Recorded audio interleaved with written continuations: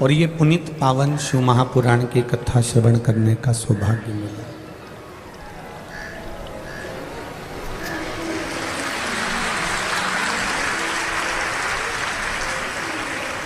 संपूर्ण जीवन में मानव के शरीर में, मनुष्य की देह में सब कुछ प्राप्त हो सकता है,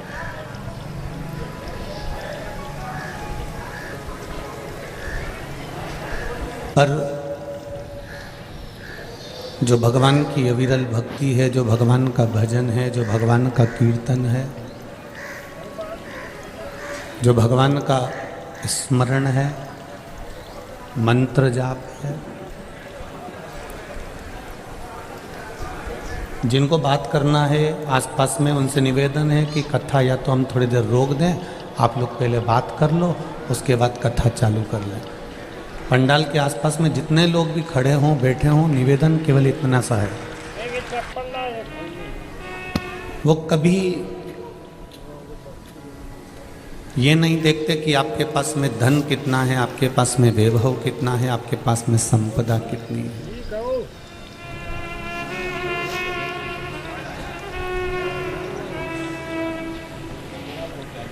मेरे शिव जी ने कभी आपका वैभव नहीं देखा, मेरे शंकर भगवान ने कभी आपकी दौलत नहीं देखी, मेरे शंकर भगवान ने कभी आपका धन नहीं देखा। आप सब तो माँ गंगा के किनारे के हो, गंगा के घाट के हो। आप सब इस बात को अच्छे से जानते हो कि गंगा के किनारे भी वही निवास कर सकता है जिसको महादेव ने अपना बनाकर भेजा हुआ होता है।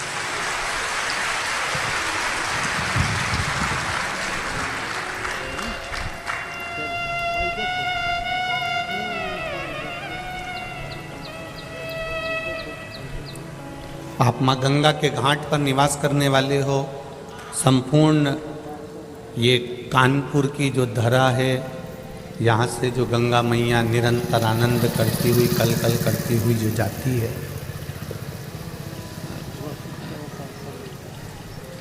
वो कोई साधारण सी नहीं है। हमने कई बार कथाओं में पहले भी कहा है, आज फिर कहते हैं, मेरी माताएं, मेरी दीदियाँ, मेरी बहनें अपने कमरे में वही सामान रखती है जो काम का होता है। अपने कमरे में मेरी माताएं कभी फालतू सामान नहीं रखती। जो फालतू सामान है उसके लिए अटाले का कमरा अलग होता है, कबाड़े का कमरा अलग होता है। जो कीमती चीज हो, काम की चीज हो, वो मेरी माताएं अपने कमरे में रखती है, संभाल के रखती है, अपने पास रखती है। उसी तरह पृथ्वी पर वही जन्म लेता है जिसको महादेव ने कीमती बनाया हुआ होता है, अपना बनाया हुआ है। वैकुंठ में भगवान विष्णु है, ब्रह्मलोक में ब्रह्मा जी हैं, पर मृत्यु लोक में मेरे देवादिदेव महादेव हैं। और महादेव की जो धरा है, पृथ्वी है, ये संपूर्ण ब्रह्मांड, ये संपूर्ण पृथ्वी शिव का अपना घर है। मेरे भोलेनाथ जी का निज निवास है ये पृथ्वी। और जिस गंगा के घाट पर ये कानपुर वासी निवास करते हैं, जिस गंगा के घाट पर आप लोग निवास करते हैं, ये गंगा के घाट पर निवास करने वाला कोई साधारण नहीं हो सकता। जब पूरी पृथ्वी मेरे शिव की है तो गंगा के तट पर रहने वाले तो शंकर के अपने परिवार वाले ही होंगे, जो कथा का रसतत्व ग्रहण कर रहे हैं। मैं संपूर्ण कानपुर वासियों को, कल्याणपुर वासियों के पावन चरणों को नमन करता हूँ, जो आपके भीतर शिव भक्ति जागृत हुई और ये शिव महापुराण की कथा श्रवण कर। अविरल भक्ति का सुख है शिव। तेरी कृपा बिना न हिले एक भी अणु, लेते हैं श्वास तेरी कृपा से तरु तरु। बखान क्या करूं मैं राखों के ढेर का, चपटी बबूत में खजाना कुबेर का। मेरे शिव कभी आपका खजाना नहीं देखे, मेरे शंकर भगवान ने कभी आपकी दौलत नहीं देखी, मेरे शिव जी ने तो केवल इतना देखा, चित्ता से। शिव ये भी नहीं देखे कि तुमने मंदिर में दिए कितने जलाए, शंकर भगवान ने ये भी नहीं देखा कि तूने अभिषेक कितना करा, शिव जी ने ये भी नहीं देखा कि तूने बेलपत्र कितना चढ़ाया। शंकर भगवान तो केवल इतना देखते हैं कि तूने अपनी जिंदगी में किसी गरीब का हाथ पकड़कर, किसी साधारण व्यक्ति का हाथ पकड़कर उसको उन्नति की सीढ़ी पर चढ़ाने का प्रयास किया कि नहीं करा।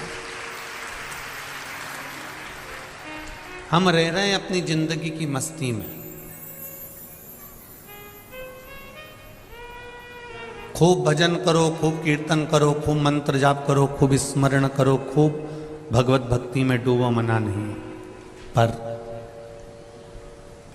दिया जलाने से ज्यादा फल मिलता है किसी के चेहरे पर प्रसन्नता लाकर छोड़ देने में। किसी के चेहरे पर स्माइल आ जाए तो उससे बढ़कर कोई फल नहीं हो सकता।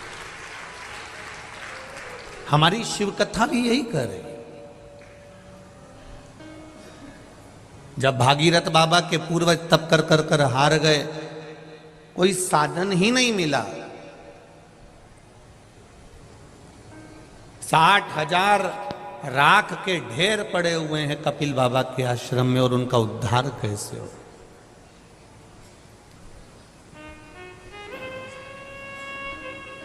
और उनके उद्धार का कोई साधन होना चाहिए। उनका उद्धार हो कैसे? कपिल बाबा के आश्रम में 60,000 राख के ढेर पड़े हुए हैं, 60,000, पर उनका उद्धार कैसे हो?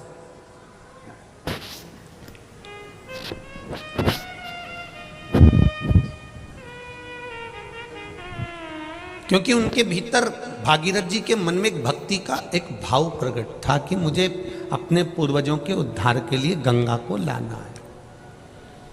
जैसे आपके भीतर की भक्ति है, जैसे आपके भीतर का विश्वास है, आपके भीतर की दृढ़ता है, आपके भीतर का विश्वास है, तभी तो ये पूरा पंडाल जो इन कार्यकर्ताओं ने बनाया, 1 2 3 पंडाल जो बनाए हैं, उससे बाहर तपतपाती हुई धूप में भी आप लोग बैठकर कथा का रस तत्व ग्रहण कर रहे हो। ये आपकी भक्ति ही तो है।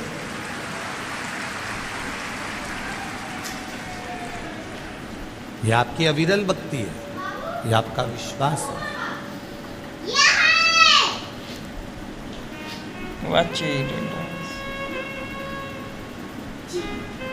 सिटी से बहुत दूर है कथा स्थल। आप लोग आए होंगे तो आपको मालूम पड़ा हो, बीच में क्रॉसिंग भी आता है। सब कुछ पार करने के बाद तब कॉलोनी के द्वार पर पहुंचकर तब जाकर कथा के एकांत में अकेले जहां शिव है और आप है और कुछ नहीं।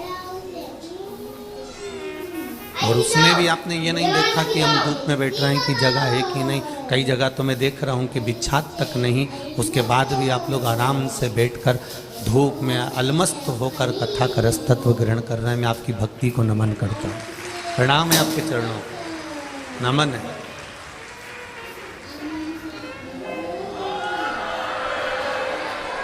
और यही शिव भक्ति है, यही शंकर की अविरल भक्ति है। और इस शंकर भगवान की अविरल भक्ति को देखने के लिए कहीं जाने की जरूरत नहीं। उसके भक्त जो होते हैं वो आनंदित हो। 60,000 राख के ढेर कपिल बाबा के आश्रम में पड़े हुए हैं और भागीरथ जी महाराज जी विचार में लगे हुए हैं कि गंगा एक बार आ जाए और मेरे ये 60,000 काकाओं का उद्धार कर दे। अब इनका जो मन था कि गंगा एक बार आए और 60,000 का उद्धार कर दे, 60,000 काकाओं का उद्धार कर दे। पर गंगा तो गंगा है, केवल 60,000 के उद्धार के लिए गंगा थोड़ी ना आई है।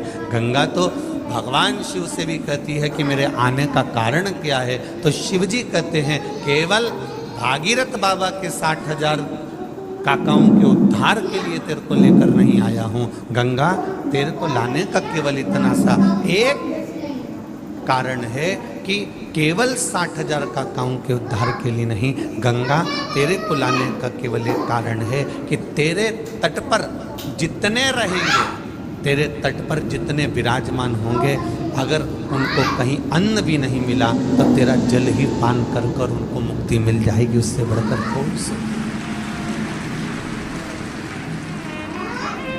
गंगा के घाट पर जितनी भूमि होती है वो सिंचित भूमि कहलाती है, और सिंचित भूमि पर थोड़ा सा भी लगाया जाए उसका फल अधिक मिल जाता है।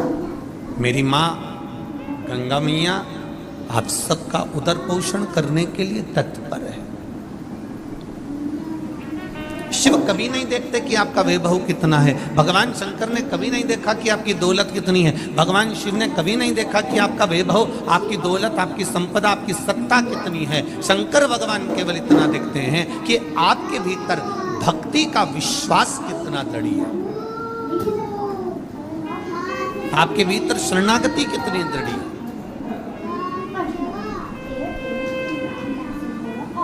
शरणागति